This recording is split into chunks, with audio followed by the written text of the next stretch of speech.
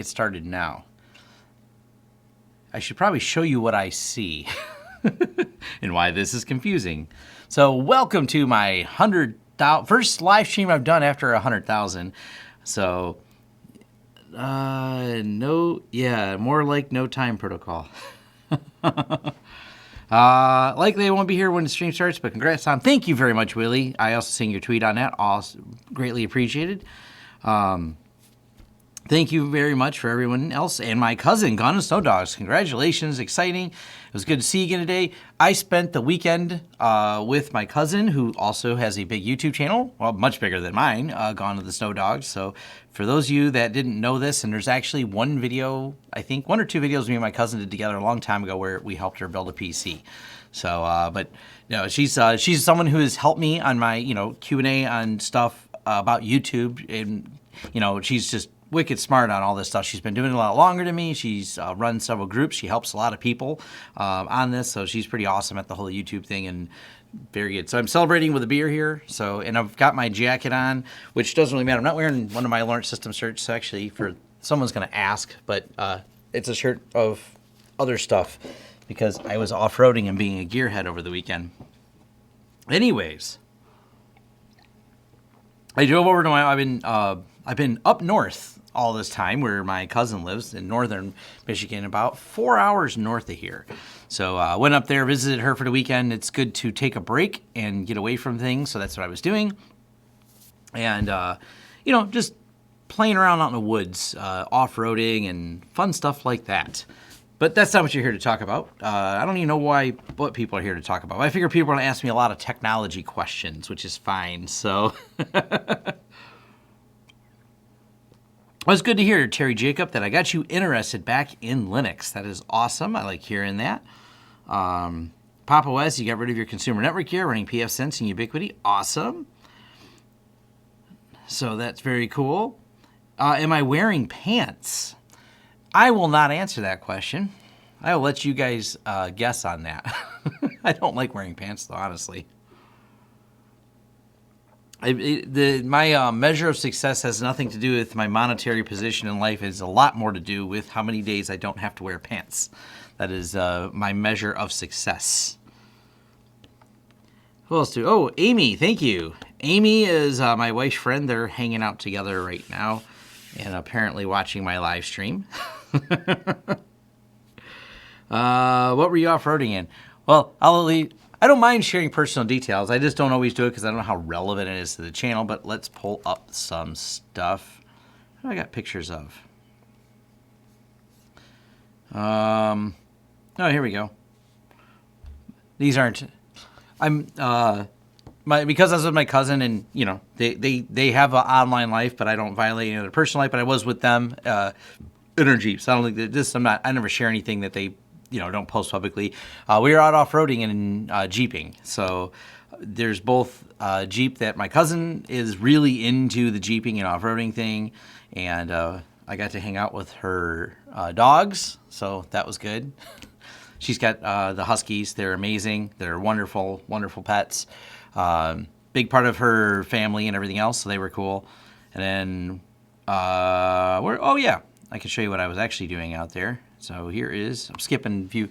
Any personal family photos, if I don't have permission to share anything, I always skip anything I may have took, just FYI. But me and my wife, we were up north in northern Michigan. This is, I don't know, no boating allowed between the dam and the boat thing, danger thin ice. My wife's standing there. It's desolate up north. We were driving her Jeep. I found, though, in the middle of absolute nowhere, this is in Atlanta, Michigan, a charger so I can charge my Tesla. I was like, holy crap, there's actually a thing you can charge with out here. We went out to some off-road rally, took pictures of rally cars, got to watch one crash, and, this is Andy DiDeRossi, who owns Detroit Bus Company. He's building, if you search for rally car Tesla, he's building a Tesla rally car, someone I know, and then we got to watch a rally car crash. I don't know if I have anything else that I took a picture of up north. So, yeah, I was off-road jeeping and stuff like that. And me and my wife standing on a frozen lake. So... It was so warm up there. It was like 40 degrees. Everything was melting. There's some people you can see in the background, and they were there. So I've got my family's since I was a kid, I spent a lot of time up north in northern Michigan, out in the middle of nowhere, hunting, fishing, things like that. So that'd be my personal life growing up, was doing all that fun stuff. So that answers some of those questions, probably.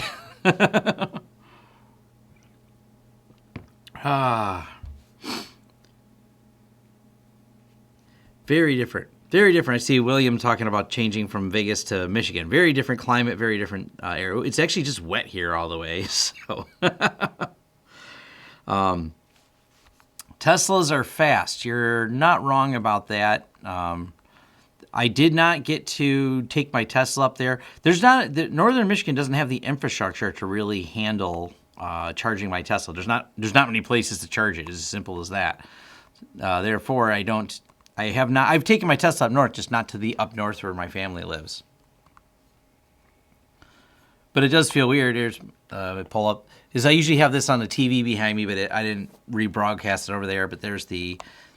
I drove the Jeep most of the time. My wife drove and I drove, but I'm so much happier to be driving my Tesla again. This is way better driving that. I have a new video I'm going to do on my Tesla because it broke. And they fixed it. Well, just the camera broke on it, but I'm going to talk about the repair process.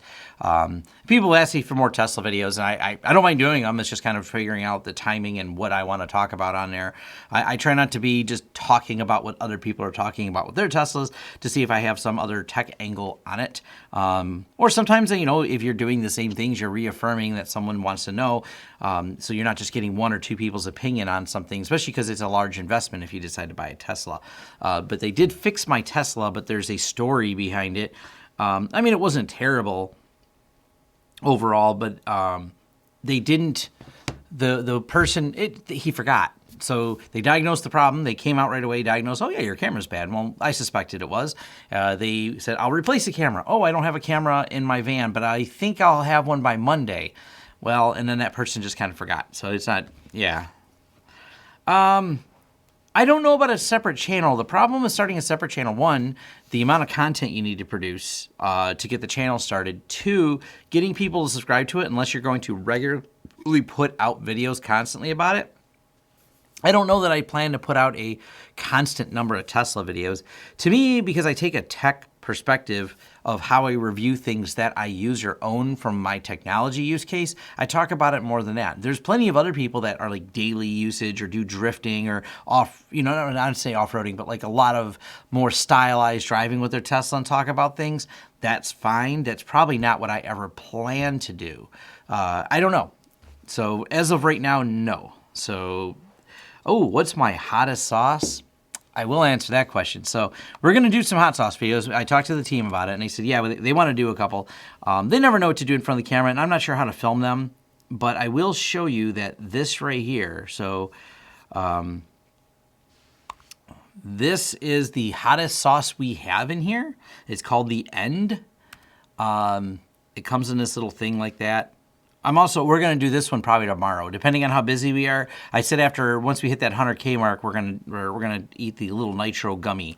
But the End, we're going to make it in something. It's insanely hot sauce, and it's really, really good. We also got that new miso hot sauce. This one here, this stuff's crazy. This stuff is so good. Like, it is, but it's so hot. It's supposed to be only as hot as one of the other ones, but it is like blazing, nose-watering, like it's so hot. I'm happy with that, because like that's something good, because once you get immune to a lot of them, you got to keep upping your heat level. This one has good flavor. As everyone always asks me, did you try Dave's Insanity? And then I know Dave's Insanity was like one of those first hot sauces to go over that crazy hot level, but Dave's Insanity doesn't taste good. And a lot of people agree with you. Oh, it's hot, but it tastes bad. I'm like, yeah. I like the fact that there's all these hot sauces out here now that are both a combination of hot and they taste good. That is where, and people say, well, once it's so hot, can you taste? I'm like, once you get into drinking stuff that hot, yes, there's flavor and it starts to matter. If you're not used to that level of capsaicin, or you just don't have any tolerance for spicy, it's just all burned to you. Yes, that's true. But once you eat a lot of it, it's a whole different thing. Hey, awesome, Chris from Crosstalk. He had 100K a little bit while back, and obviously, it's kind of fun. Been watching me, Chris, and a few others that are kind of in similar categories. I almost feel like it's generations. Like you have a generation of people that came together. You have all these different YouTubers who all started similar-ish times, and we are in a similar-ish genre. Me and Chris, and I'm going to give a shout out to the folks that serve the home as well, because they're starting. I want to reach out to them. They're starting a YouTube channel. And one of the things different, so you've got Linus, who just crossed 10 million. And I really liked his video he did, very heartfelt video on his live stream about crossing 10 million, some of his personal thoughts on it. But Linus is still very, more consumer facing versus like me, Chris, and several others are more, Willie too. We're more talking about the enterprise tech. And I think that's cool because it's a different evolution of YouTube where we're talking about a different category. We're talking about something, and because we talk about the businesses that we do and things like that, we're offering some different levels of insight. And because people say, oh, I don't like Linus or this, I'm like, well, there's not a reason not to like him. I mean, are you into building gaming PCs? Are you into the type of tech? Matter of fact, his tech quickies have a lot of good, solid information on there. So, but you're not going to find him talking and breaking down, at least not that I'm aware of, detailed videos about firewall rules and VLANs. It just goes outside of where his audience is and what he does at this moment, at this time.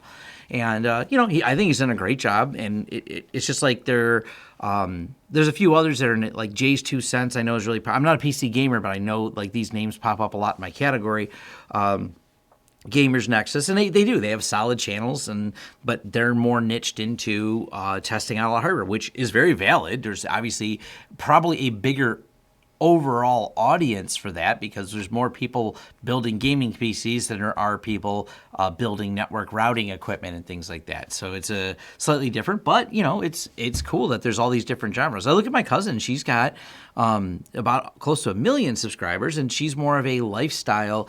She brings you on the journey of what her and her with her pets and everything else, and she's got a lot of cool stuff on there. It's a different type. That's the thing about YouTube. It's become the go-to place for creative people to have discussions about things, whatever that topic may be, and there's so many different categories of that, so it's really kind of interesting.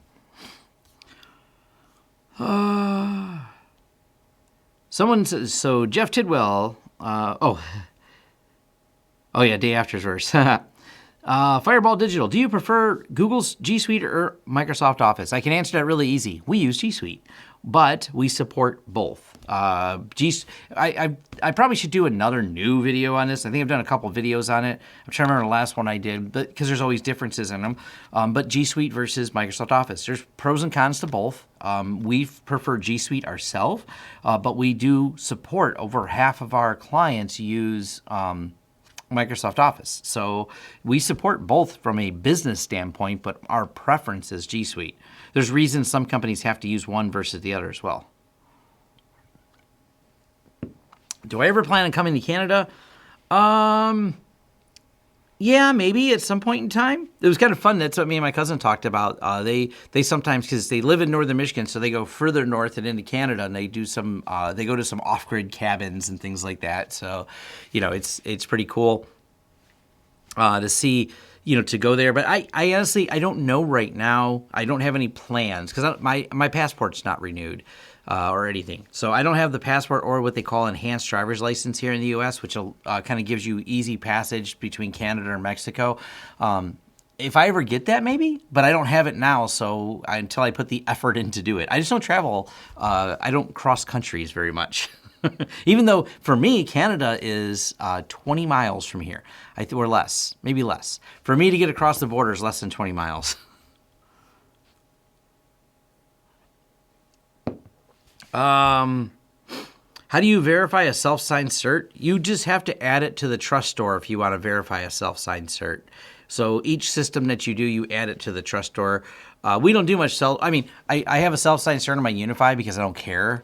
I don't have it on anything critical for the most part because we go ahead and use Let's Encrypt certs for those. So it kind of depends. William says, your videos have been a big help. Currently running an Edge Router X and UniFi ACLR, HPT 620 end of wave for pfSense. Awesome. Good to hear that. I like hearing that I help people. That has been pretty awesome. The few others, I'll make a list about that. Maybe I'll make a list of like the thank yous, but the people I can think of, obviously there's, Willie's got a lot of UniFi videos. Chris got a ton of videos on a lot of enterprise equipment, phone systems, things like that.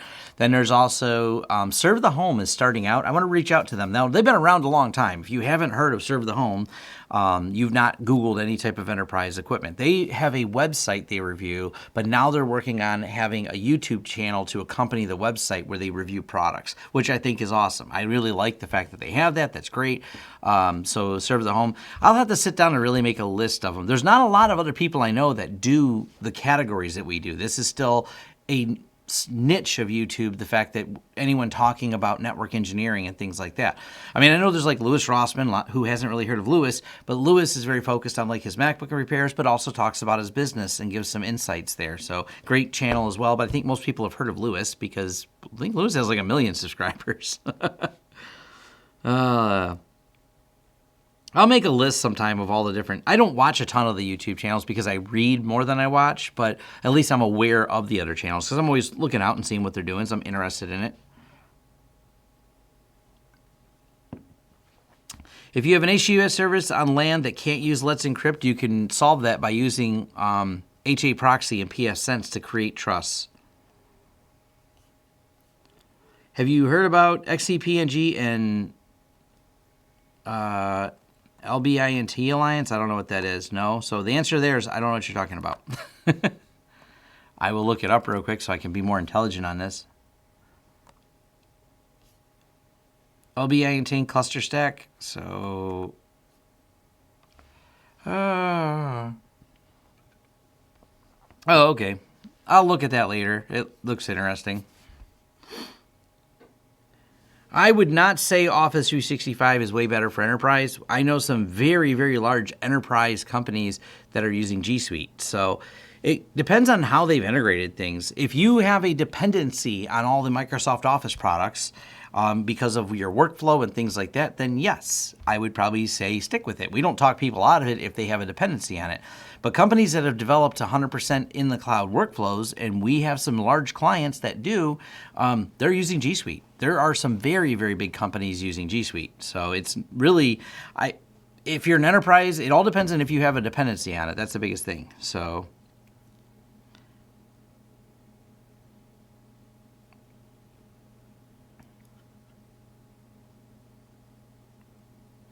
hopefully that makes sense. Eli, the computer guy. He started out so good. He mentioned my channel not that long ago. Someone tagged me in it. So Eli started out strong. I don't know what happened. Like, I didn't follow the saga of Eli because he talked a lot about a lot of basic networking things, which is cool. And then there was like this gap. And then he kind of rants about things now, I guess. I don't know. I never really watched his channel because he was talking about stuff I already knew, so I didn't have the desire to watch it. So I was aware of it, and I was like, hey, that's cool. He's teaching people networking and things like that. But I never really dove into his channel. I was just like aware of it. It wasn't something I watched. Let's see. Is there a limit to how many cameras you can put on a Synology NAS? No, you just keep, I don't know what the upper limit is, but you just keep buying bigger versions of it until you hit it. So the Synology NAS supports a huge amount of cameras. Did you set up before a pfSense on a hotel firewall? I'm trying to think. I think we have a couple hotels that we set it up on. Apartments, a lot of. Hotels, maybe. Here's the thing. I don't do every setup. My staff does some of them too. So I'm going to probably go with yes, we've done them. My staff has set up quite a few of them as well. It's not just me. There's more demand for building networks than just me. So but I'm going to go with yes. I definitely myself have consulted and designed apartment buildings. And one, well, it's not a hotel would not be the way to describe it. But similar to hotels, yes. One of them has several thousand users with a captive portal. So I'm going to be doing a video about that soon, but the client asked not to be named, so I won't name the client. So I will not reveal the details about, I can detail out the project, I can't detail out the client name. And I'm going to fuzz over what industry they're in to help protect any type of, they just didn't want to be mentioned. So, But I'll still talk about the project, how we did it, how we planned it, and how we implemented it. So that part is not private because I'm very open about how we do things.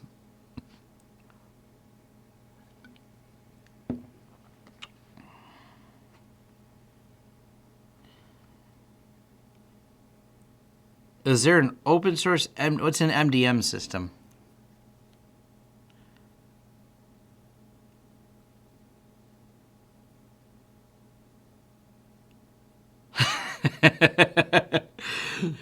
Chris is right, and I should go out where Chris is.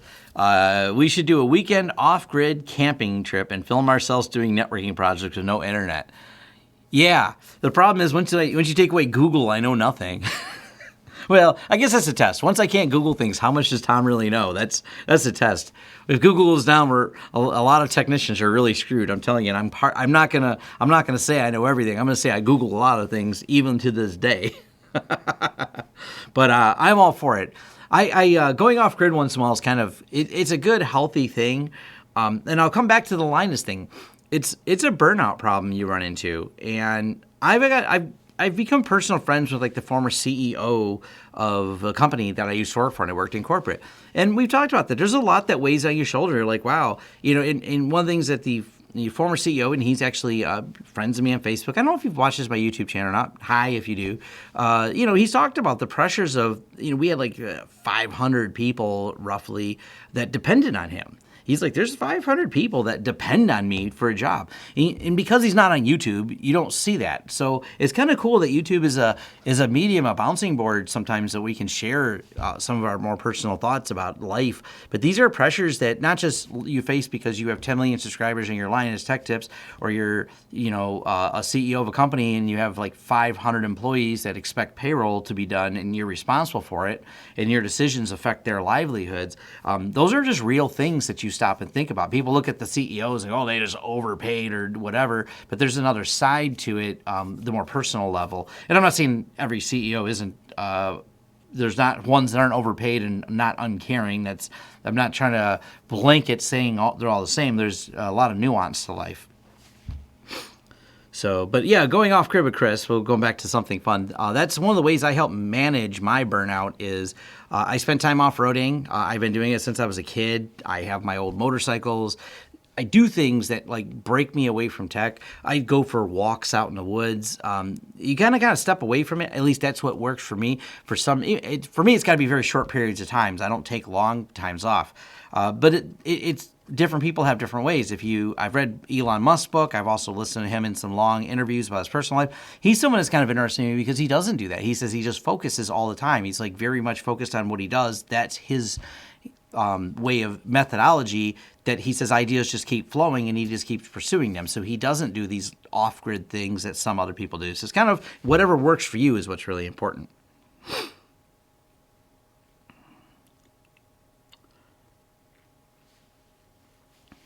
OpenVPN or zero tier? Depends on the use case. Mostly OpenVPN because I prefer a zero trust system and I want low latency with direct connections.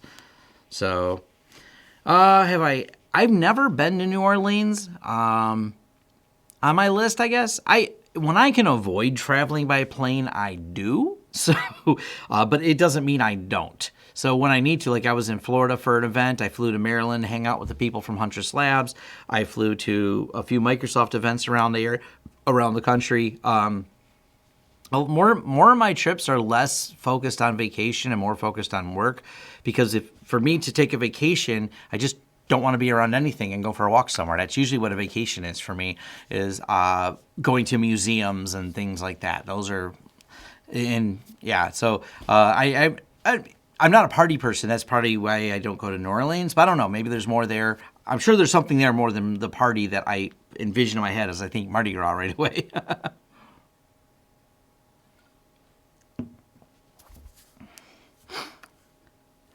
So, I'm sorry, I'm going to probably say your name. It's Androvid Ovohits. Says, like the channel so far, informative, educational. I also like your approach and presentation. Please keep up the good work. I do appreciate that. Someone says, yes, Elon Musk is a bit mental at times. Eris, you're not wrong. Yeah.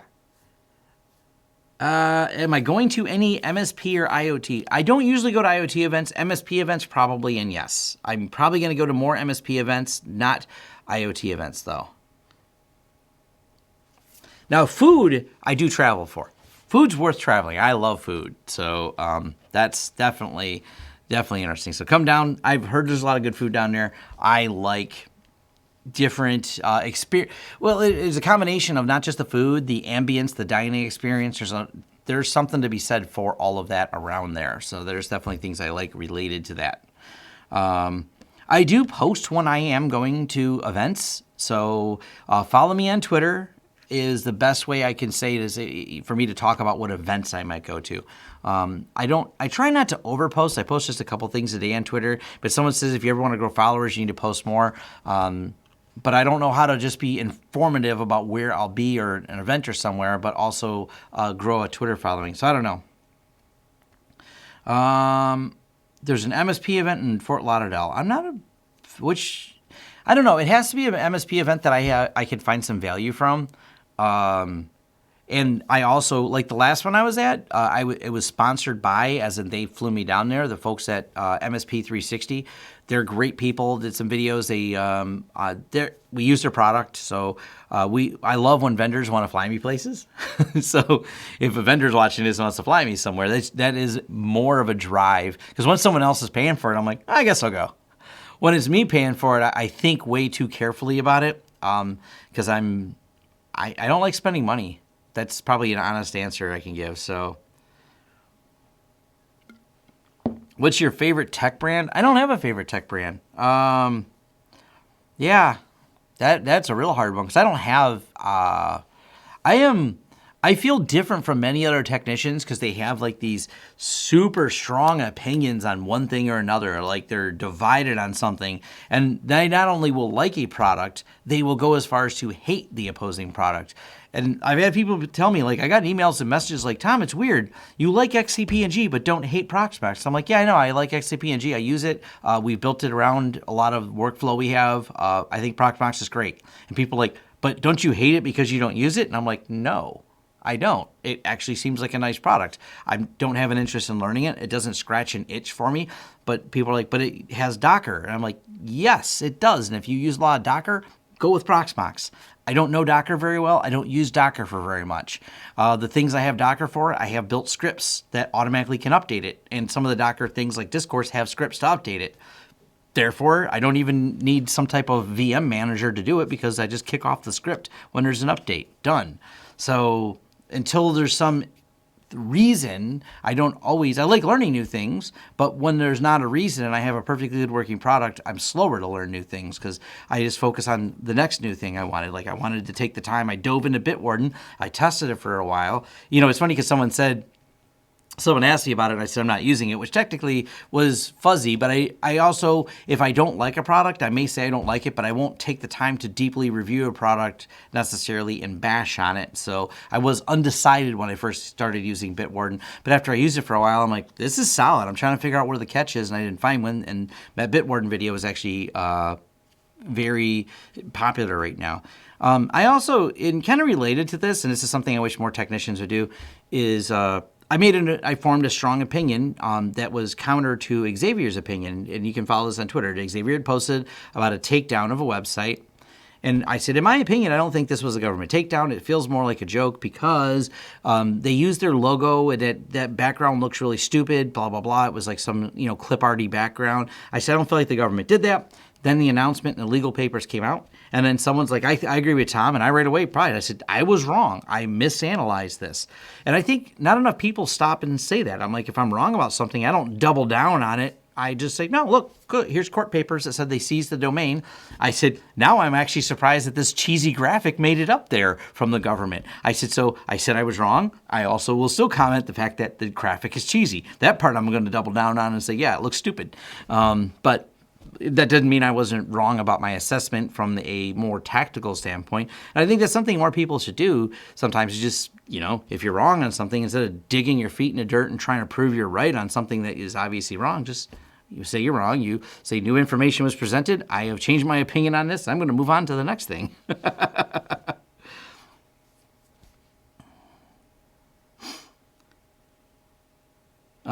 Have I looked into ConnectWise Manage? I'll read the whole thing. So, love your passion for teaching others. I've learned a lot from you guys, Chris and Willie. But have you looked into ConnectWise Manage? No. I mean, I did, but right now where we're at with our MSP business, it looks complicated. We're using SolarWinds. We have a good workflow that I feel comfortable with. But if other evidence presents itself, I will change my mind on it. At the moment, it looks complicated, so I haven't really dove into it.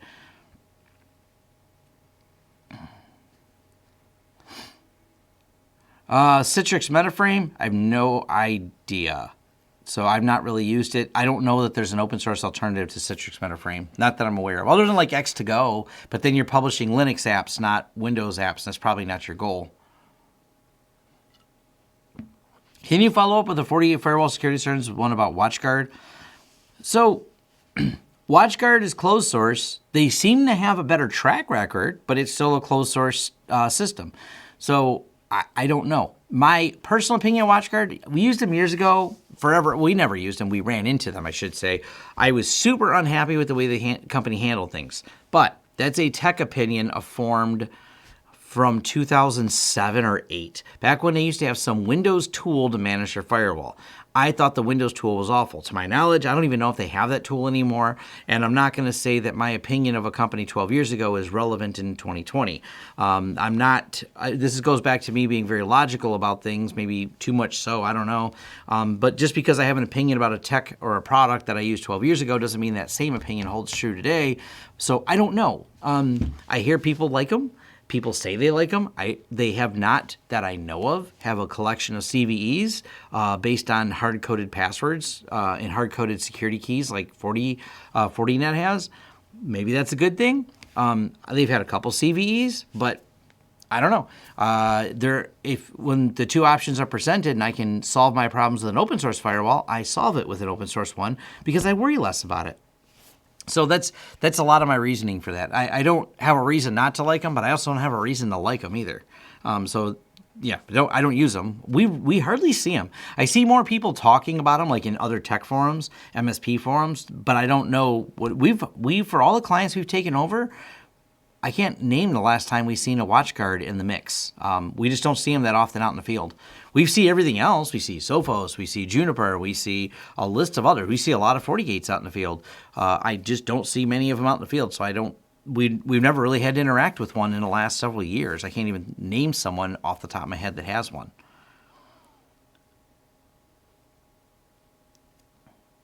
I have no interest in OpenSense because, and I answer this every time, I should do a video why I'm not doing OpenSense. OpenSense doesn't offer me anything compelling over PFSense, therefore, why should I use it? It's a fork of PFSense. If you fork a project, it has to be so compelling that you guys, you fork something and you go, I've added these features that would compel people to use my product. Matter of fact, we found out, I can't remember what the flaw was. God, it was obscure, not enough for me to hate OpenSense, but there was an obscure way OpenSense handed out multiple VPN IPs or something. It was a project one of my staff worked on, and we formatted the system, loaded PFSense, and did it perfectly fine. I don't know if it was our not understanding OpenSense, but between the person who was trying to get it to work and my tech who worked on it, neither one of us could make it work, and no one in the OpenSense forum was able to help them. We implemented the same design with PFSense, it worked. That is not me trying to tell you shouldn't use OpenSense, but once again, if there's nothing that compels me to do it. Now, I guess the layout, the interface looks a little more modern in PFSense, even when my tech said, yeah, the interface looked a little better, but it didn't do what I wanted it to, so I formatted it. That was the end result for this really complicated VPN routing that someone had. So, like I said, unless there's something really compelling for me to switch to it, there's nothing about it, and someone's going to jump up and down. But they integrated Zero Tier, and they integrated WireGuard. I'm like, okay, WireGuard's not been through a security audit, and I don't need Zero Tier on my firewall. When I use Zero Tier for a solution, it's usually because I got to take two devices behind a firewall, and I don't have an OpenVPN, or OpenVPN is a less practical solution, so I'm loading on an endpoint. So it doesn't really... if you have a use for it, use it. I'm not going to stop you, but I ain't going to do no videos on it. Because it just doesn't interest me.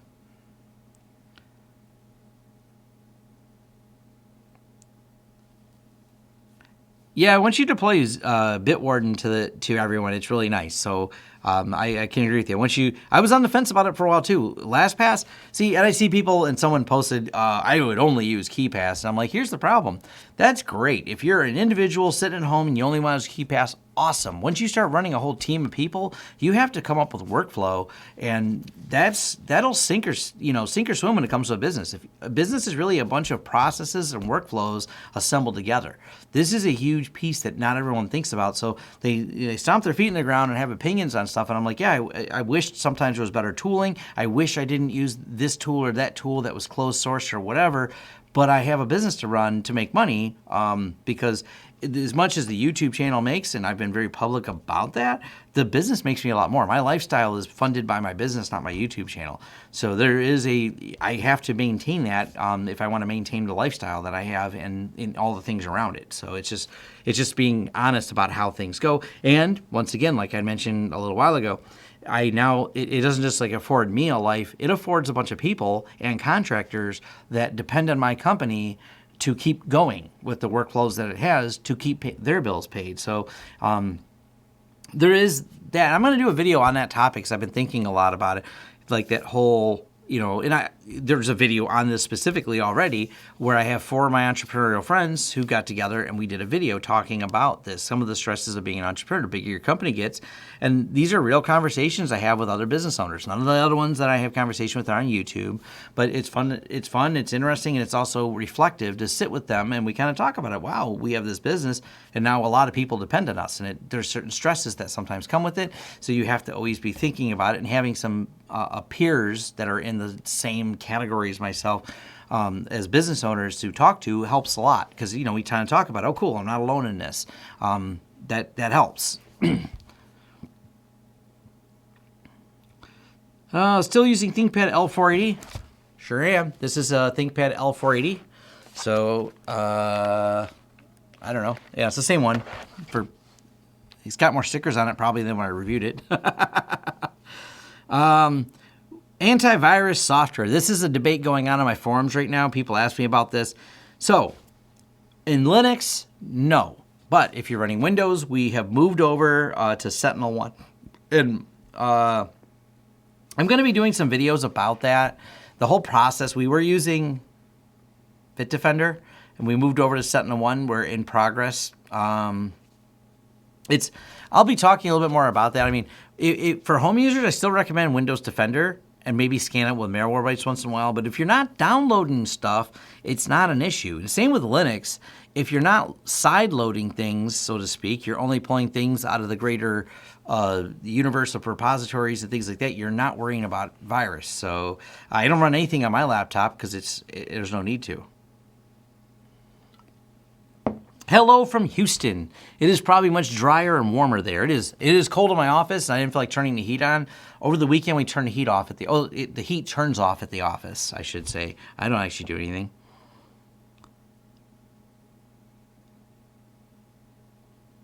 I've never used a Terra, so. Yep, use SolarWinds, as people are pointing out. I have a video I'll be doing tomorrow to follow up on the ConnectWise thing, too. For a few people have asked me about that. I got a couple messages on it, so it's on my to-do list. And by the way, yes, you'll find there was a security bug within SolarWinds, but it's a very specific product and not part of the product that we use, so that'll get an honorable mention in it.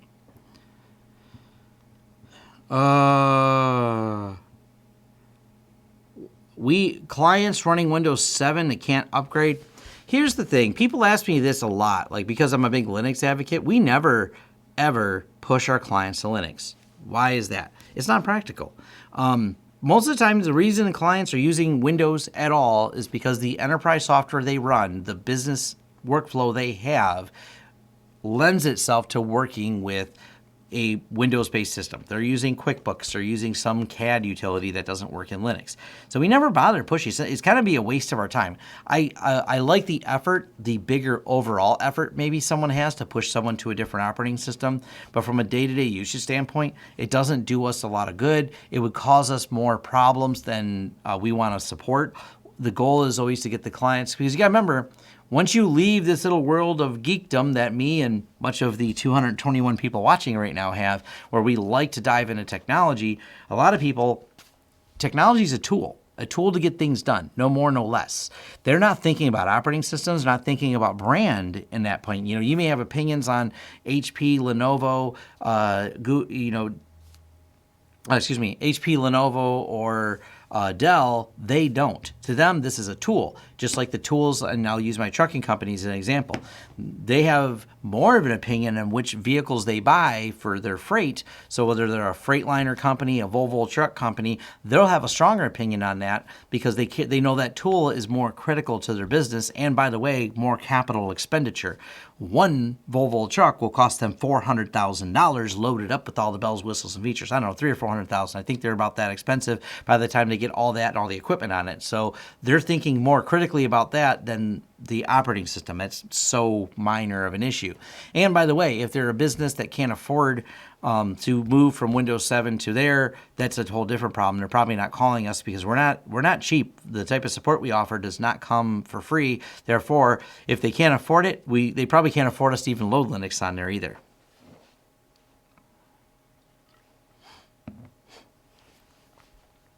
Follow my Instagram and I'll subscribe on your channel. I'll laugh about that. I'm not even saying your name for that one.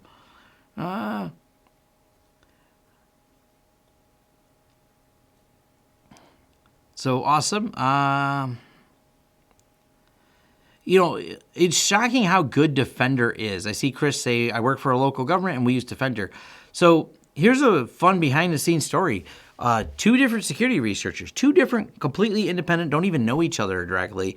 I sat and had a conversation with. They were testing their proof of concept for talks they were doing. Both of them, when they used the antivirus, I can't remember which one, two different ones they had tried, they had no problems getting through it. They were both working on the same topic, fileless malware. Both of them got hung up on Windows Defender catching PowerShell scripts running fileless malware embedded in Word documents. Defender caught it and other tools didn't. So it's amazing how much better Defender has gotten. The only problem Defender really seems to suffer from now is actually a higher false positive rate than some of the other ones.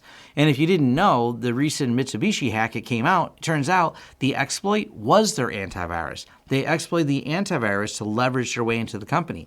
And this is just a statistic. The more software you run, the larger your attack surface is, so the more potential for problems. The issue was with the Mitsubishi attack was they had access to a flaw that was unknown at the time, I think. I don't know when the flaw was known or not known, but they exploited and pivoted from a flaw in their Trend Micro antivirus. I tweeted this out, I think this morning or last night. So they found the flaw in the antivirus that was able to leverage getting into the company and lateral movement. So they would have literally been better off with Windows Defender or no antivirus at all because that was the attack surface they used. So something to think about.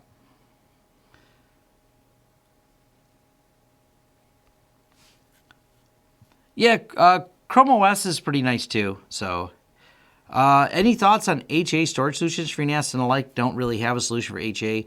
Yes, they do, Ryan Morris. The HA is the TrueNAS box sitting behind me. This is the FreeNAS HA storage system. I just finished Thursday reconfiguring it. So next week, I'm going to start working on the next series of videos. I did an intro video to it. I have other videos from 2 years ago that I did on this topic. TrueNAS is the HA answer for building high availability systems. Hopefully that helps. So they do have it. So in some ways, you're kind of right saying FreeNAS doesn't have it, but their TrueNAS does. And then this goes a step further, but obviously there are other file systems that, so you base it on ZFS and then you tie SMB together and then you build on top of that. What's that big file system, the one that's distributed? There's a couple other distributed file systems you can do on top of that, on top of ZFS as well. So it really depends on which kind of HA you're trying to do and some of the other details in it. So.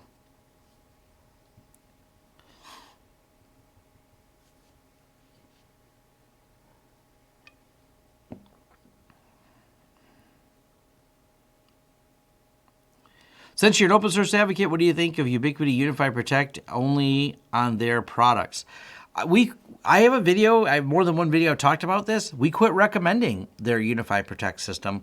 We liked it at first. Now I knew it wasn't open source, but I still don't know of any open source camera system that's good. I know they exist, and I've tested them. All of them feel very, very incomplete. I hope that changes one day, but any of the ones I've tried, I even reached out and talked to one of the developers because my staff set it up, and the name eludes me at the moment. It looked cool, but came back to being incomplete. So we liked the interface on the Ubiquiti products a lot. And then Ubiquiti stopped the self-install, like you said. I did a video on this, and we started recommending another proprietary one. This is back to Tom living in the real world. We realized the Synology ones were solid. They don't have recurring. They have one-time purchase license fees, and they're good. Now, there's still different ones we use for enterprises that are very, very large. One of them has been, I can't remember the name of it right now. We sell a lot of it too, and its name is on the tip of my tongue. Well, I should say I sell zero of it. My staff sells all of it. Therefore, that's why they know it very well. But it's real expensive and has a lot of recurring fees. It's actually owned by Tyco, is the company that owns it. The name eludes me. Someone will point it out anyways. I've talked about it on the channel a couple times a little bit. It's nice, but it's expensive. Yeah, TrueNAS is the enterprise solutions of IX systems with service level agreements and everything. So yeah, TrueNAS I really like it as a product.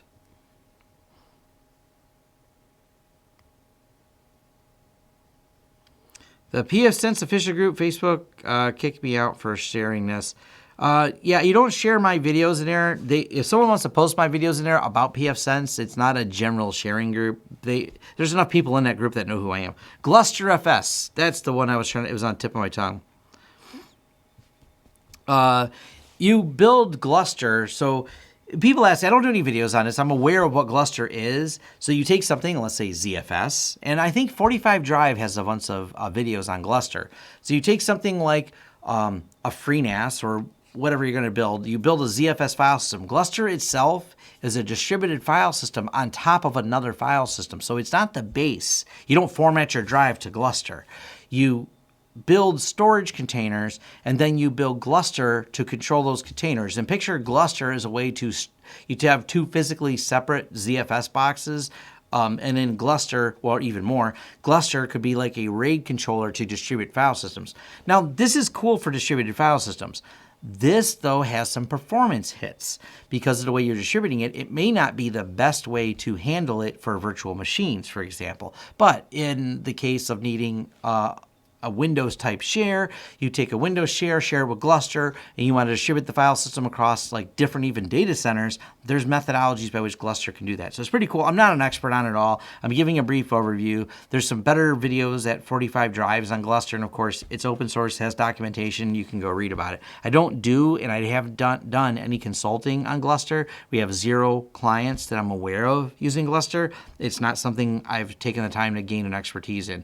And if there was a project that did it, yeah, maybe I'd take the time to learn it. But right now, I don't see enough demand on it. For me, not for the world. The world definitely, there's a lot of people using it. It's popular. Oh, let's see.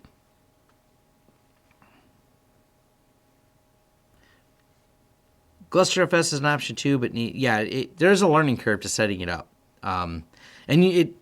If for home users, even a home lab, even in small business, you have to get into pretty big enterprises before that really becomes a big demand on something like Gluster. I mean, don't worry, it's cool. It just depends. Do you need this large distributed file system across, failover redundant? It takes a lot of hardware to run this. Well, usually you have a lot of hardware. This is a solution that you lay on top of a lot of hardware. We deal with some large companies that use different distributed solutions, but I'm not consulting on that portion of it as well. So it's cool. Learn it. There's enough demand for it. So I don't have any idea if pfSense will ever add 0 tiers as official package. I don't know. I don't know if it's on their roadmap.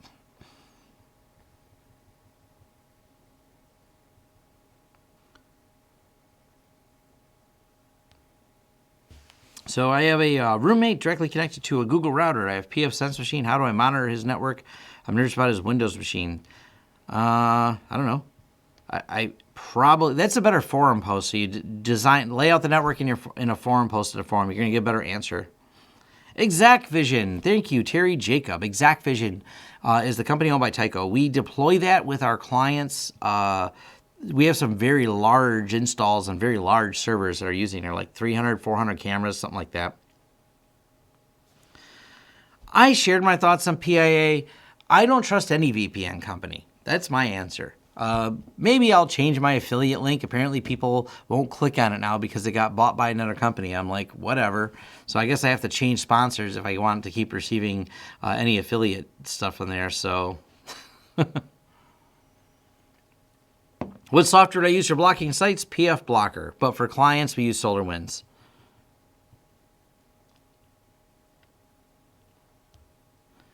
Yeah, someone, Chase Compton says, I've used Ceph a lot for virtual machines and tested Gluster and performance was off. Once you start adding layers like that, you don't get the performance you're going to get with this TrueNAS behind me. So the TrueNAS is a bare metal way to have fault tolerance and redundancies across the drives.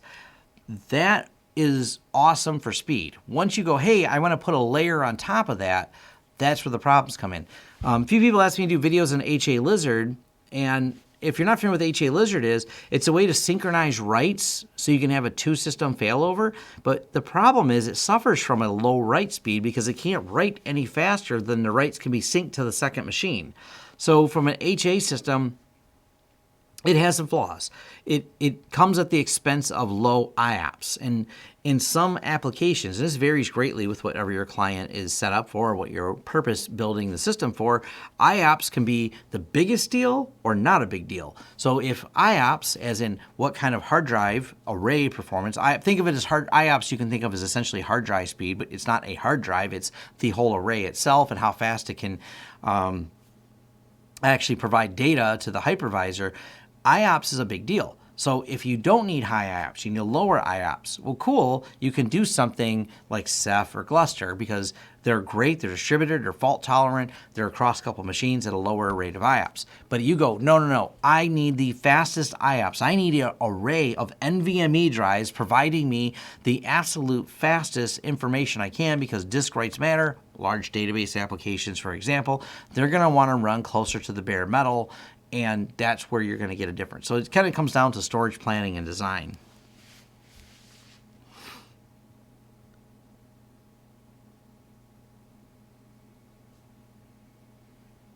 Yeah, a lot of them sell Gluster and all those companies. I think they sell support for it too. So I think Red Hat's actually the behind that sells support. So.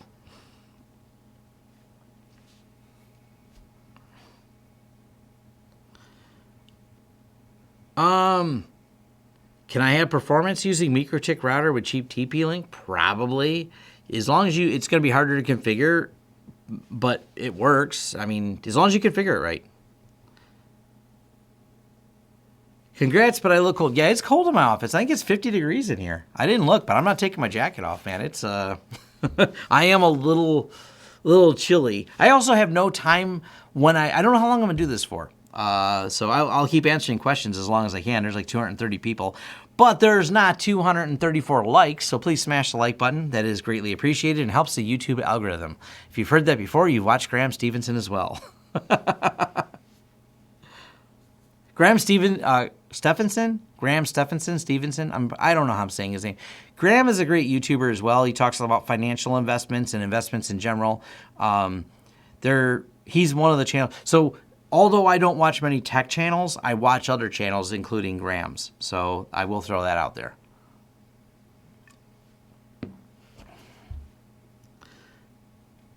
When it comes to messing around with new tech, do you float more towards hardware, software, or is it mixed depending on scenario use? So I was probably, in my younger years, a hardware, I would have in the younger years, if I would have started YouTube sooner, you would have seen gaming videos from me. You would have seen me, and I built custom cases. I was fabricating stuff. I had Dremels and custom paint jobs I did on cases. And this was in the late 90s, early 2000s. All kinds of really detailed custom hardware. When I started working a little bit more in corporate, I only did hardware hobby as a gaming because I worked with enterprise hardware and the corporate networks. But somewhere along the way, I probably lean more towards software and less hardware. But I do like some of the hardware. So I geek out about some things, but it's more networking hardware and less computer hardware, I guess would be the way I describe it. So I don't, like, when it comes to like PC gaming hardware, I'm very cool. I don't have the highest end game. Matter of fact, we have 2 gaming systems in my house, and neither one of them have the latest cards in them. The newest one has a card from 2 years ago in it, maybe longer, maybe almost 3 years ago, pushing 3 years. Yeah. So, and they're not super fancy because I don't. Yeah, I'm more probably so hardware as in network engineering, hardware less as in that, which is also why Gamers Nexus and Jay's 2 Cents are cool channels for all that. If I'm going to build something, maybe I'll watch a couple videos from them, but I don't really follow their channels because I'm not that into the PC gaming scene at all.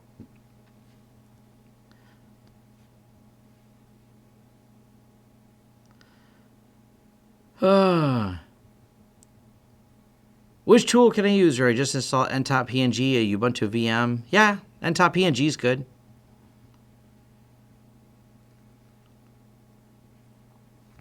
You would have to do full network traffic sniffing to really detail how much host. If you're using pfSense, you can also use a plugin called DarkStat that'll give you a per host monitoring. So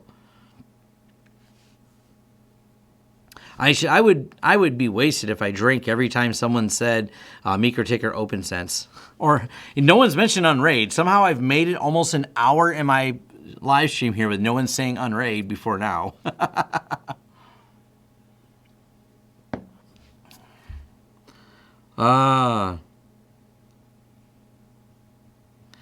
Yeah, we're gonna. My second test is gonna be somewhat of performance. The problem is I don't have the 100 gig connection to peak out performance. So I'll do my best to do performance. I'm gonna cite other people who had the 100 gig for performance, but I don't have enough. I don't have anything faster than the TrueNAS. The TrueNAS is literally so fast. I don't have something faster. I don't. Unraid's one of those things. I don't have a use case for it, but I don't hate it. I looked at it, looks cool, does some neat stuff. Use it if you have a use case for it. I like FreeNAS. FreeNAS doesn't have anything. FreeNAS doesn't do anything that I don't want to do. Therefore, I like ZFS better than what Unraid's using. Unraid can use ZFS, someone will point out, but it's not native.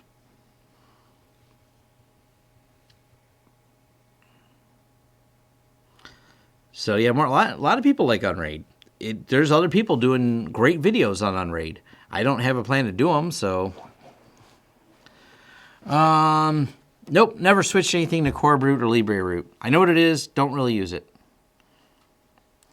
I mean, I heard there's all kinds of projects to get this working. I don't have problems with my Lenovo, and I know it's a closed source BIOS. I want to change it, but it just doesn't seem like enough worth my time to do so because it doesn't offer me enough benefits other than the feather in my hat to say I did it. So, thoughts on Hyper-V? I don't use it. Use it if you want to. Hyper-V's fine. People seem to like it, but I don't use it. I'm more of an open source guy. Could you talk about how you structure your MSP offerings? I think I have. If you look for my MSP, I have my MSP offerings. So, I've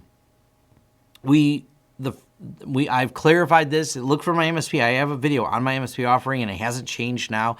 Maybe I'll do a 2020 version of it just to tell people I'm doing the same thing I was doing before. I do not have a plethora of MSP offering.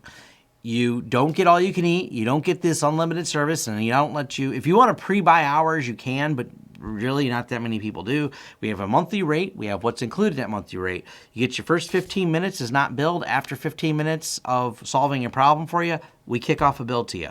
The bill is less than you pay us when you're not under contract. That's it. I have kept things as simple as possible because a lot of business owners, they appreciate that. They don't like these complicated things. I had one business owner that signed up with us. We thought the last guy was trying to sell us a mortgage that we didn't understand because there was 9 pages to their deal. And I'm like, yeah, that seems like a problem. They're like, yeah, that's a problem for us too. I got enough things going on in my life that I don't need to try and solve 9 pages of what is or isn't covered in infinite detail. So we keep it very, very simple. Our MSP offering, matter of fact, I think it's on our website too. I could be wrong about that. I haven't updated our website in years. I should update it. It's on my to-do list. Easiest way to test a site-to-site deployment. Really easy. I set one here and one over there, and that's how we test the site to site before deployment. It's really that easy. I don't overthink it. Ooh, no self, man. The coronavirus. Look, if you don't want the coronavirus, don't drink Corona. But if you do drink Corona, put lime in it. If you put a lime in the Corona, I think it protects you from the coronavirus. I'm completely probably wrong on that, though. Don't ever, if you got your medical advice from guy on YouTube that has a tech channel, you're just not smart. Don't take medical advice from me, no matter how much I've had to drink.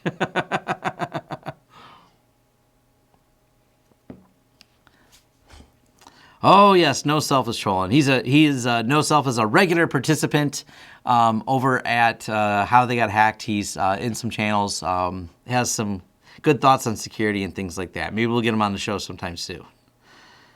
So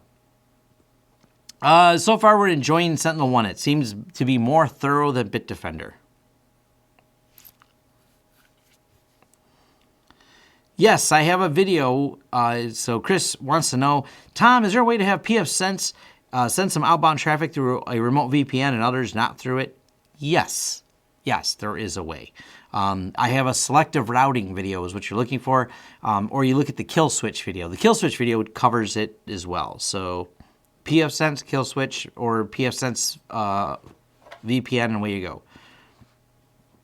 127 likes, ran out of memory space. We have 129, so we've overcome this. Oh, and let me get all the way, I'm still scrolling back through these.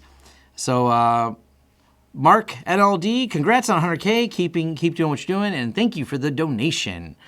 It was $5.49, which equals $6 in US. What is that? In euros, it looks like. So he repeat, Mark, thank you very much for the donation. I don't want to forget about that. Have you ever used QEMU, KVM, Virtual Machine Manager? Nope. I mean, it works. Level 1 Text has some good videos on doing hardware pass-through for it. I don't use it. Hardware pass-through is just something I don't really do. So,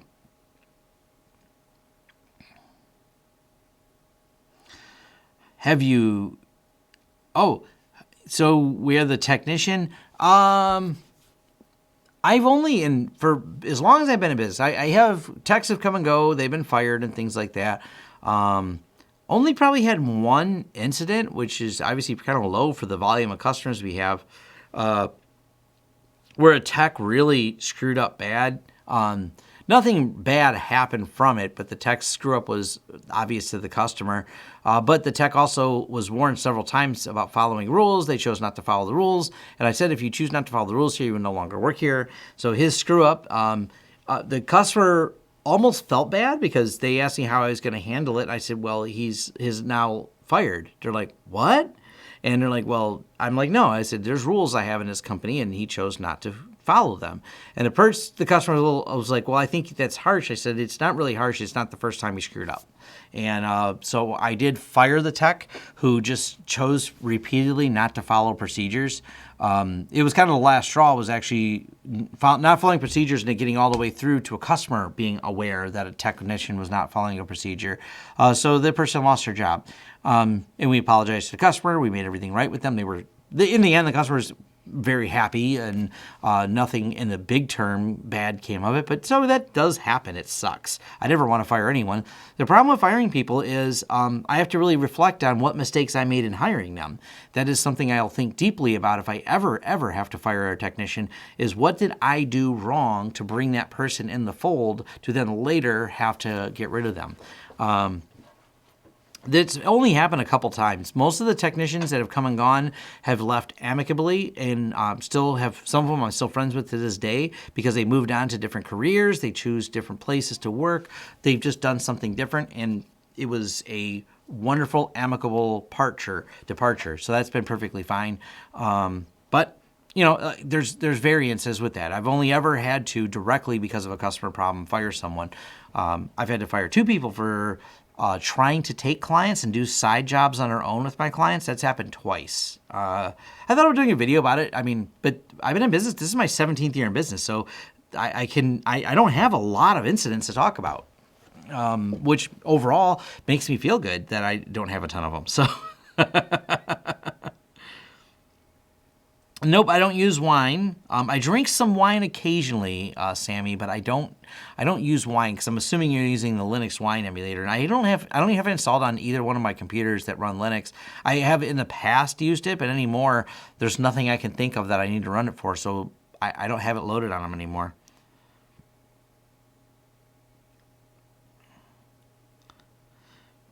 What's the best 10 gig switch for home? I don't know. I have the UniFi, but that's expensive. Maybe there's something less expensive, but I'm unaware of it. So when it comes to the 10, using Twisted Pair for 10 gig, you know what though? I don't know. I've not done a ton of research, but those 10 gig adapters plus the MikroTik is somewhat affordable, but not incredibly cheap. So I don't know what the best deal. I haven't seen any of them that are very reasonably priced. Once you start getting the 10 gigs on there, they're generally really expensive. FreeNAS with 6 users, Active Directory, works great. I've actually deployed that numerous times for people. We have more than one design place using it too with FreeNAS, and they have more than 6 users, but they love it. It just works really, really well for them. And we have the full Active Directory integration.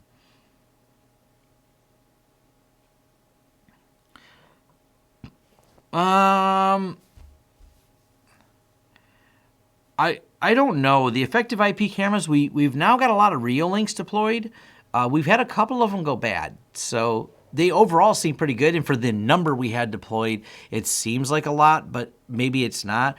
But swing the other way and look at UniFi. One thing I'll say, even though we're not really deploying any new UniFi systems, for the quantity of UniFi cameras we've had very, very few of them ever go bad. So I don't have enough statistics on that.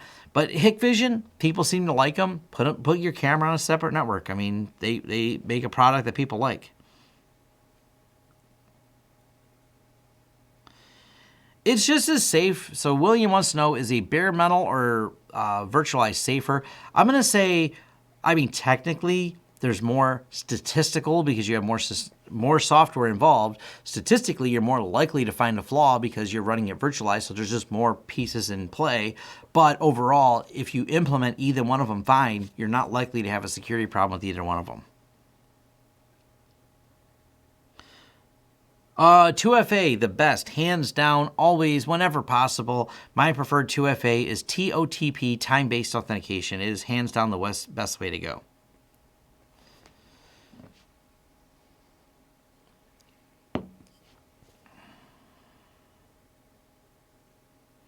Thank you very much, Ed, for the donation there. Awesome. David says the only bad thing about FreeNAS is the file share is you can't control quotas and things like indexing.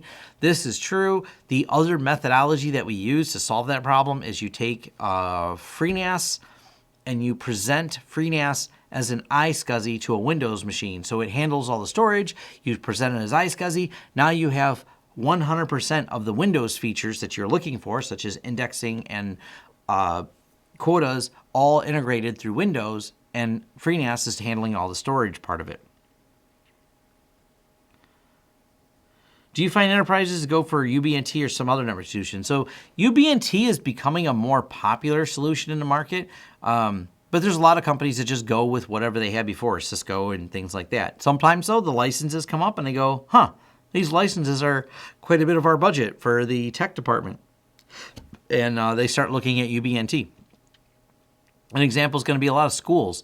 One of the schools said very frankly, they said, we realize the $20,000 annually that we pay out to Meraki doesn't really help the education of the students that much if we can do it with UniFi. So that's been the pressure that pushed them to switch to another solution. Was the license was coming back up for the Merakis, and they said, this is a lot of money. And they're right. It's $20,000 annually doesn't really directly educate the students, so they would prefer not to spend it, and therefore we consulted with them and switched them over to UniFi, and they're very, very happy now. So yes, you do see it. It comes down to some of those companies. Some companies are making so much money that they're not worried about it, especially those we've worked with in a financial district or financial markets. They don't want disruption. The cost of disruption far exceeds license fees. Therefore, money's not the object at all. It's all about disruption, so they don't change at all. What do we got here? Oh. Just more congrats. I see anything. I left my cell phone on. Okay. Yeah, YubiKey is great for hardware, MFA as well. Nothing wrong with that.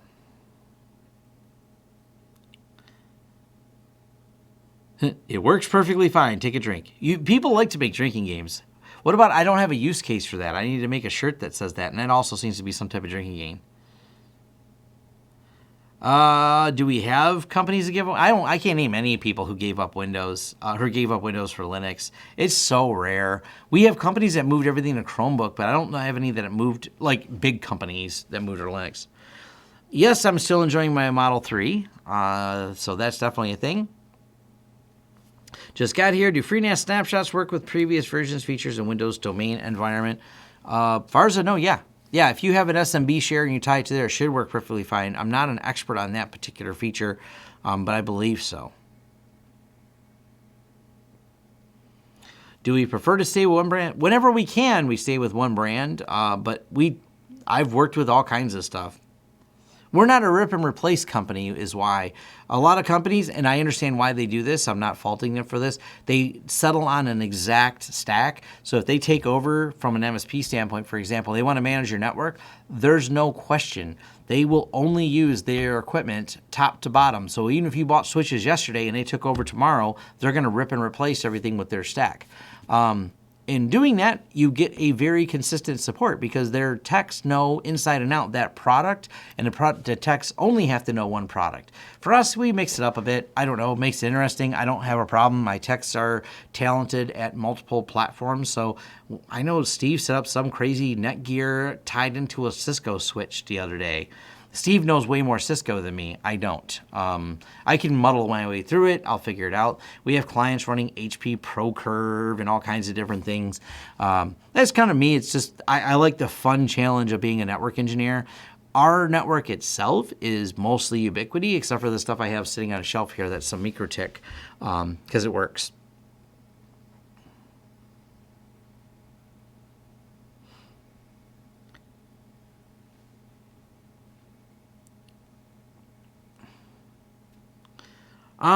I've not used QNAP. I don't know. There's a lot of mixed feelings people have about them. Never used them, so I have no feelings about it. I prefer FreeNAS.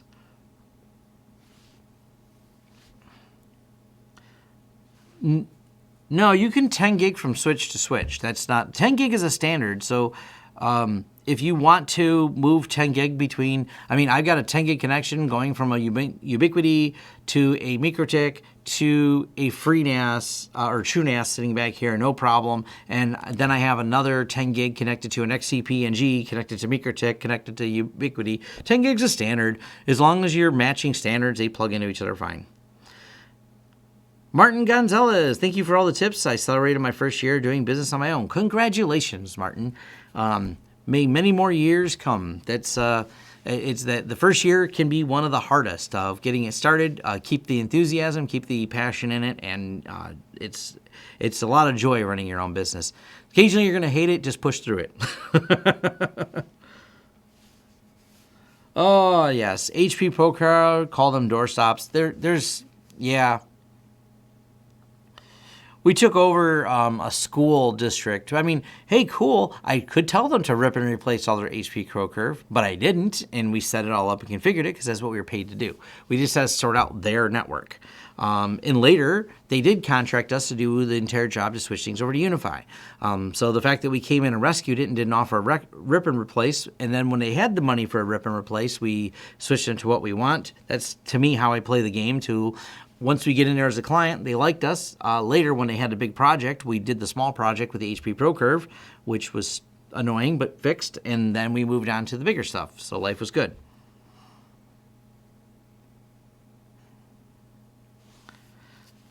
Sammy, is it Bali? You inspired me to use pfSense. Awesome, glad to hear that. So.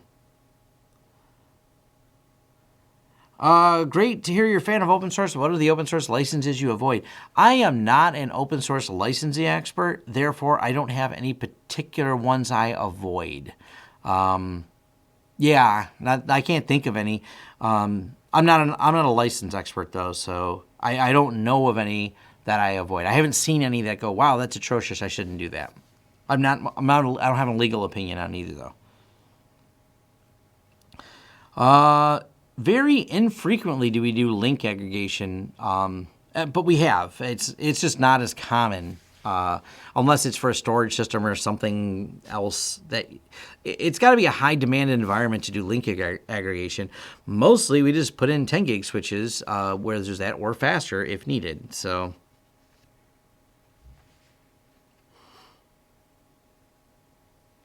if Windows starts making productivity, so companies slowly might be looking at Linux. The thing is, it really comes down to more web-enabled applications. As the world as a whole moves towards web-enabled applications, like my client who moved everything to Chromebooks, every piece of their workflow is web-enabled. Therefore, the operating system is irrelevant to them, so Chromebooks are perfectly fine. That is really the cutoff. It has to be that, not something else. So if they can move to it, it's usually because their workflow has moved on to being web-based, it's not like they're writing native software for Linux. It's more of, hey, cool, we can use web-based utilities because that's what works. Thin link from Sinaldo, never heard of it, never used it. Yeah, we put a sticker with our name on it. We have like business card size stickers. We just stick it on everything. That's how when we deploy equipment, it gets pretty much all has our stickers on it if we worked on it.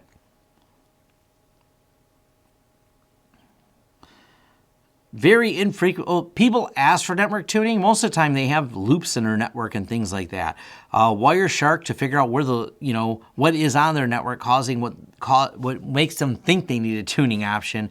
But there's not usually much tuning going on. It's more of, why do you have two DHCP servers? Why do you have a dumb switch in between all these smart switches causing your VLANs to crisscross each other?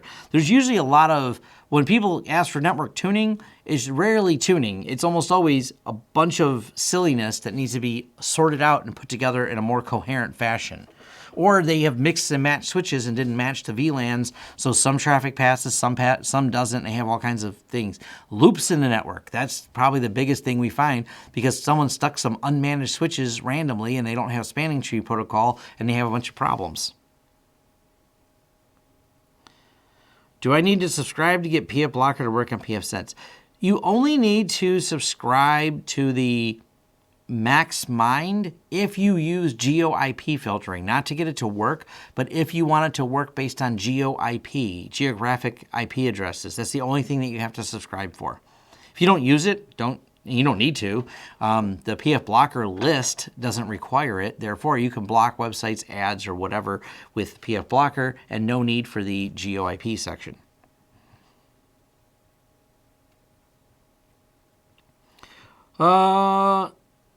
Why don't I roll my own ZFS on Linux? One, not as developed. Two, why would I do that? ZFS on Linux is coming along. ZFS on FreeNAS is there.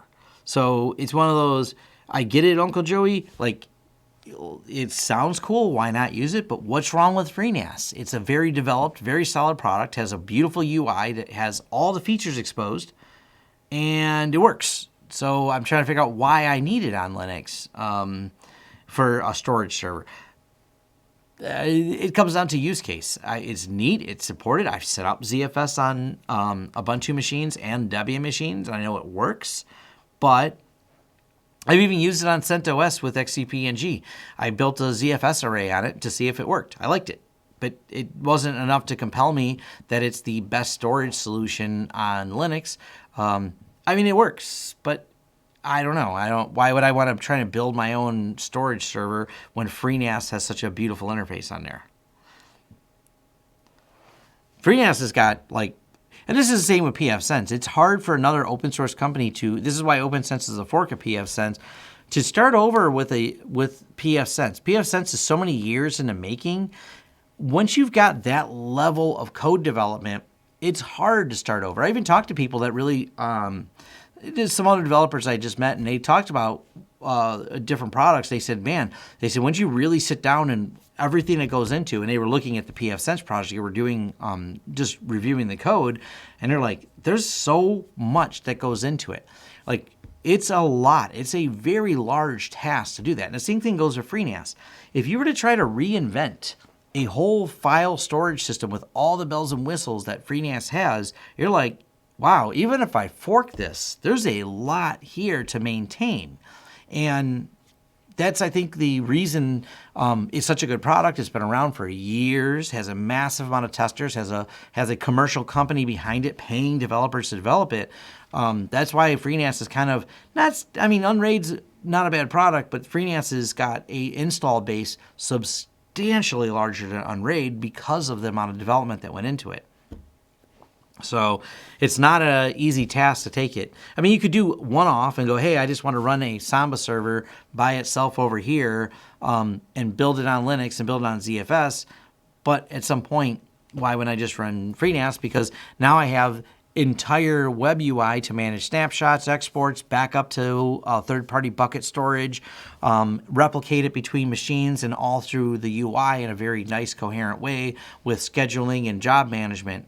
So that's mostly why I run it on FreeNAS.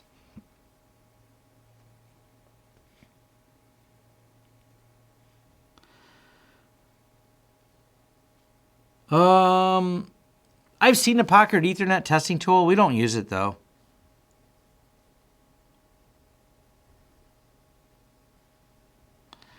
Let's see. Pop! OS. Yeah, I'm using Pop! OS right now still.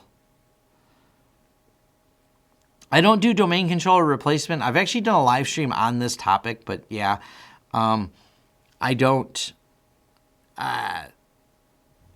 Yeah, I don't know. I don't like anything that's a replacement for Active Directory because everything is second fiddle to the level that you need in Active Directory. It works for maybe small environments, and we actually we've done some consulting with a school that had I think it's a Zentel server. Begins with Z. It's the one that can replace Active Directory.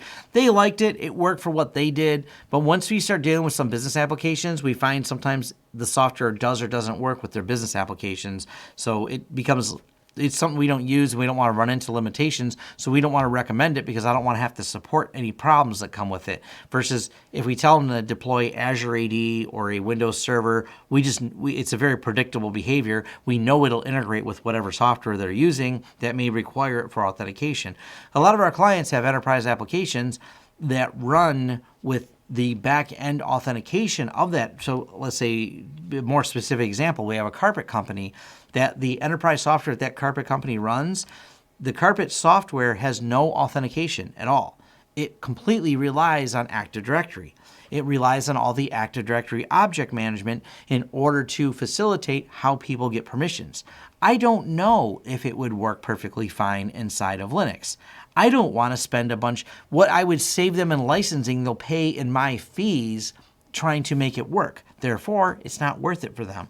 Not to mention the software requires a Microsoft SQL license. So I still have to run, I know there's a Linux version, but I don't know if Linux would actually run inside of, let's say, a Zentel server. So now I got to get a separate Linux server, a separate Zentel server, try to get all these things to talk to each other, and try to do all the thing. And by the way, if you didn't notice, it's on my website. My billable rate's $200 an hour.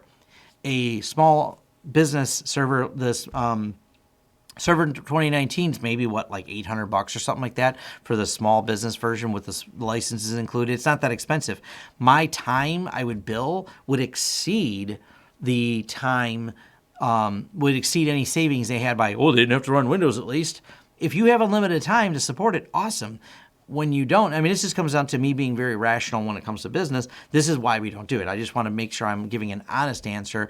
Not that I'm not putting the effort into it, but effort takes time, support takes time. And if we call them for support, we call the company that makes the carpet software, they expect to log into a Windows machine.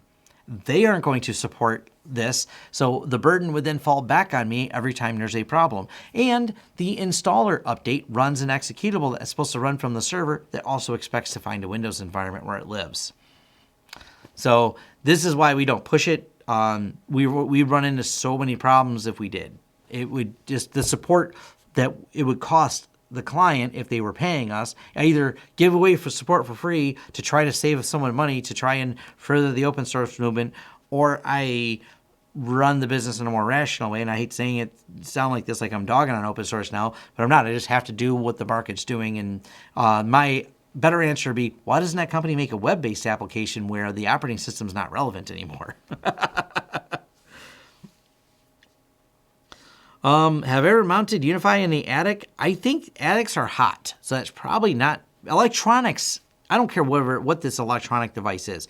Putting electronics in attics, unless that attic is properly ventilated and cooled and does not get hot, probably not a good idea. So I don't know that that's necessarily a good thing.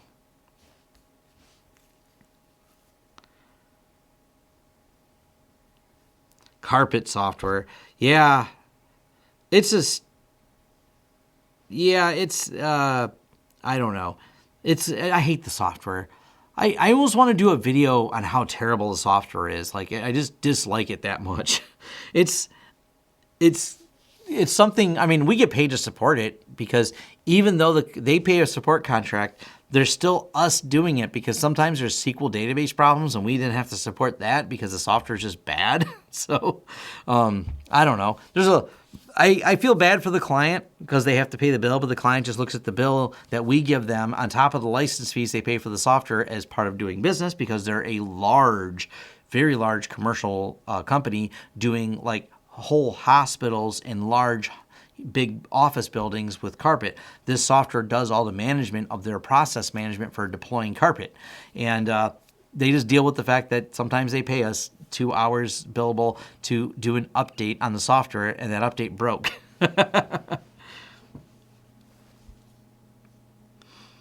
We don't do fiber.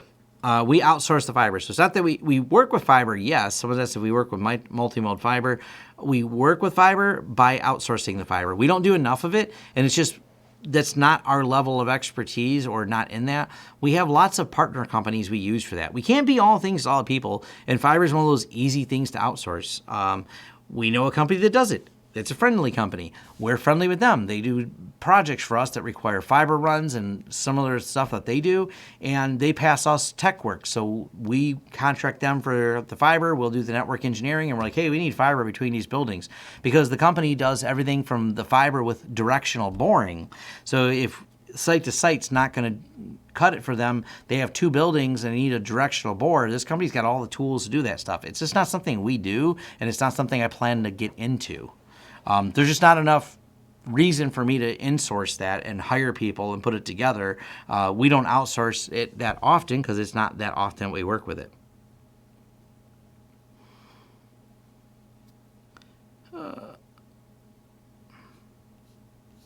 So I bought to test Ubiquiti Nano and set it up with a wireless bridge connected to pfSense, but can't make it connect to any other Wi-Fi device. I don't know why.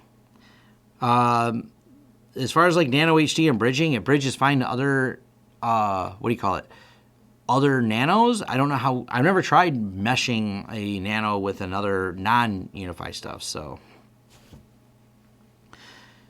Yeah, the UniFi firmware updates overall, I'm pretty happy with them. Occasionally they've had firmware updates where they've had a problem and they let you roll it back, which by the way, rolling forward and rolling back with UniFi updates, overall pretty easy. I haven't had a problem with it.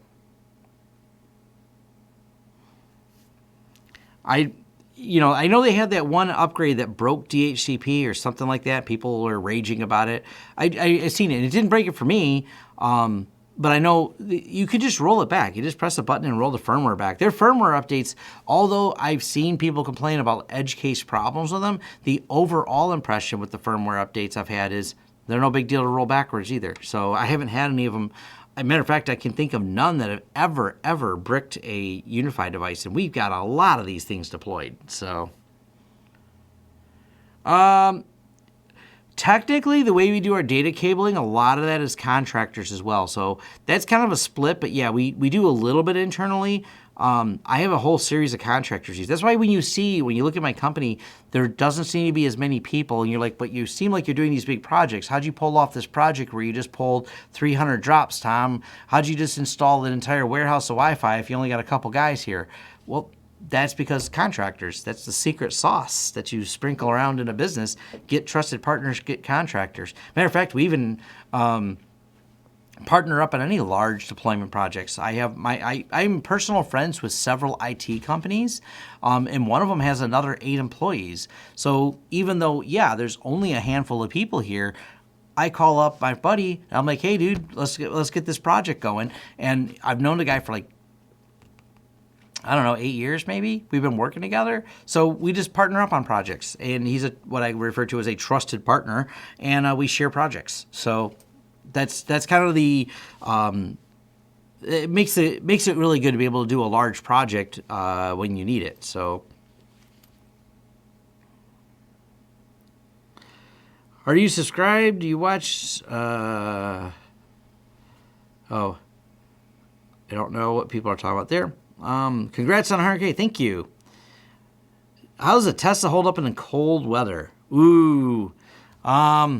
I want to do a video on that topic. You lose about 20% to 30% of your range because of running the heat and everything else. So it's holding up fine. It does well in the snow.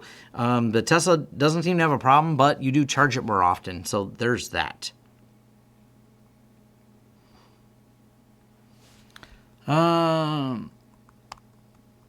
Fiber Ninja. Yeah, a lot of people like that. A lot of people ask me about doing on-site videos. Fiber Ninja,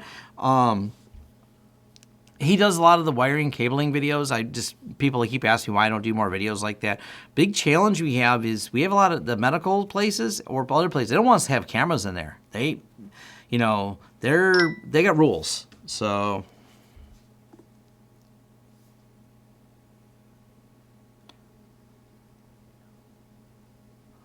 wife is asking why I turn the heat down.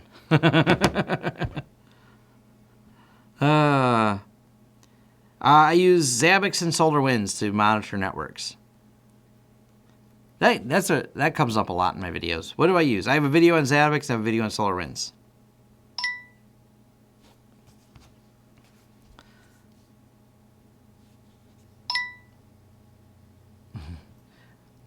Here, I'll answer my wife. She wants to know why I'm turning the heat down. It's so you'll cuddle with me. There. I said something nice to her. She'll be happy. I am going to get off this live stream. I've been going for an hour and a half. I can probably go all night, but at some point I'm going to get tired. I've been in a car for like 5 hours, if not longer, driving all the way back from northern Michigan. It was beautiful. It was fun. What was I going to take a picture of? Something. It's been snowing some down here. Oh, this. So, people ask, this is what the Tesla looks like in the snow. I was playing in the snow with it the other day. So, it actually handles really well. Even the autopilot, while it's snowing, it doesn't have any problems. One thing I'll note on a Tesla, though, I took this picture because you see how there's snow on the hood, even after you're driving it?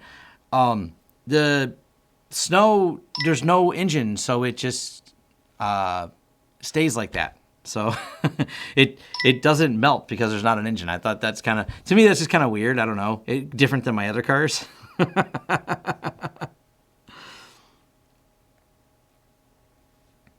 So thank you very much. Which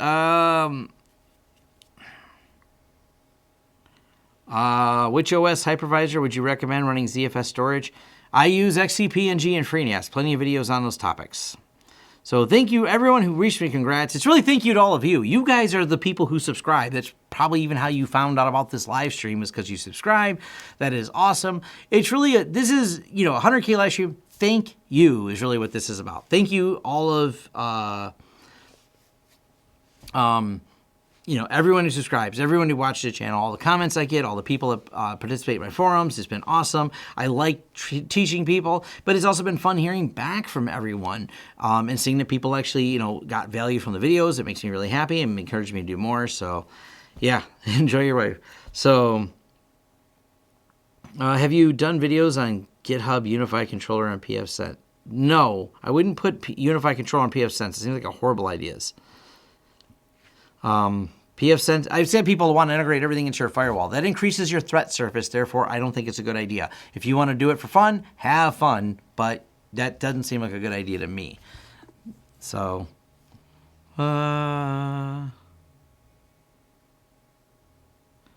Oh, wife says not cool because I turn the heat down. But hey, awesome. Thank you, everyone, for clicking the like button. And if you haven't done it, do that so I can say thank you for clicking the like button to you. So thank you to all people that join me on this Sunday night. I'll be working on more videos. Yes, the TrueNAS video is coming. As always, thanks once again for the 100,000 subscribers. Participate in the forums if you want a more detailed answer than things I glossed over. If you don't believe me, you don't have to sign up. Go find my name in the forums, Lawrence Systems, real hard to find. Dig around and go, wow, Tom has a lot of posts. I encourage the forums because they frequently will answer redundant questions I get. And this is why I don't answer a lot of direct messages. People ask questions. I'm like, direct messages? Look, if I answered each one individually, I'd spend all day just doing that. But when I answer something like a question in depth, that way other people come to my forums and they go, oh, that explained it. Oh, cool. I had the same question, because you wouldn't believe how many emails that almost look like the same person wrote them asking the same question. And sometimes it's because I didn't clarify something enough, or I may have skipped over something, which is also encourages me then to know what I missed, so I can encourage to put it into, I'm encouraged to put it in another video. But the forums really help out with that. So before you send an email to me, and I'm probably saying this to people who are already on the forums, look in the forums first. Tons of people, hey, Tom, do you have a video on Zabbix? I got a question on that one the other day. I didn't reply to the person. I'm sorry if you're that person, but I did delete your email because I'm like, if you're that low effort that you haven't even searched my channel for the word Zabbix and literally looked at my videos I've done on Zabbix, I mean, but if you ask in the forums, I'll actually reply with the video as opposed to deleting an email. Forums are a better way to do it. I get too much email right now, and I got to focus it on customers and, you know, things like that. Not all these, hey, I got a question. That is a popular subject line. I have a question. Yeah. I do my best to reply to people, but sometimes I just can't. So thank you very much. What does PC Pickup mean on a channel? That's a good trivia question. It'll eventually go away. PC Pickup was the retail store that we faded out. It was actually, we had two companies. One was a retail store, one was the business, and we faded it away to just being Lawrence Systems, but it's faded away to we don't really do the retail anymore. We still physically have a retail with a lobby, but we don't really do retail like we used to.